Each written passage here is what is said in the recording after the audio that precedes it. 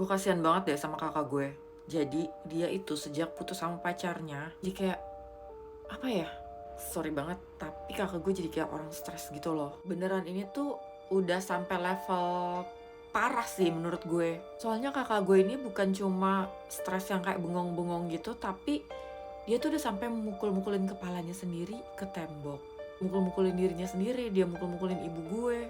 Dan dia juga banyak ngomong hal-hal yang menurut keluarga gue tuh aneh, ngomongin hal-hal yang gak masuk akal, dan kadang tuh omongannya gak jelas, kayak orang meracau aja gitu. Dan sejak itu juga di rumah gue tuh jadi kayak vibesnya aneh gitu loh, jujur jadi horor.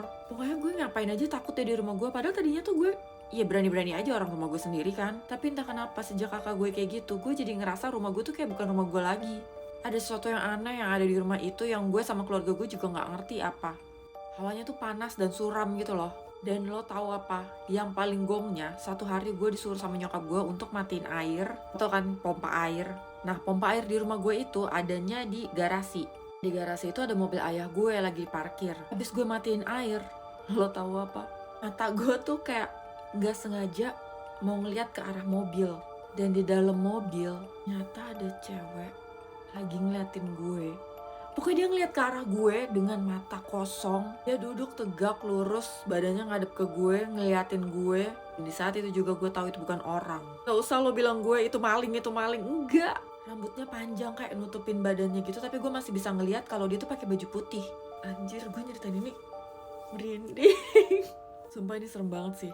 Tapi entah kenapa saat itu tuh gue nggak bisa ngomong apa-apa, gue nggak bisa teriak, gue nggak bisa kayak manggil ibu gue. Gue cuma kayak orang loading, ngerti gak lo? Dan gue juga jalan masuk ke dalam rumah tuh yang kayak tenang gitu, tapi bingung aja. Terus pas malamnya gue tidur hari itu juga, lo tahu apa? Tiba-tiba untuk pertama kalinya dalam seumur hidup gue ketindihan. Gue baru banget sih ngerasain yang namanya ketindihan. Ternyata rasanya tuh kayak berat.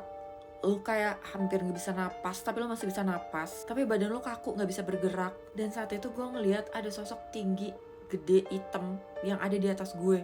Sumpah gue gak tahu ini apa, tapi ini adalah salah satu cerita terserem setelah kakak gue mengalami hal kayak gitu. Cerita ini kiriman dari You're My Everything. Thank you ya.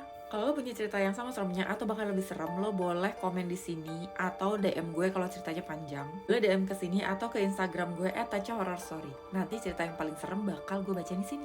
Semoga malam ini lo bisa tidur nyenyak ya.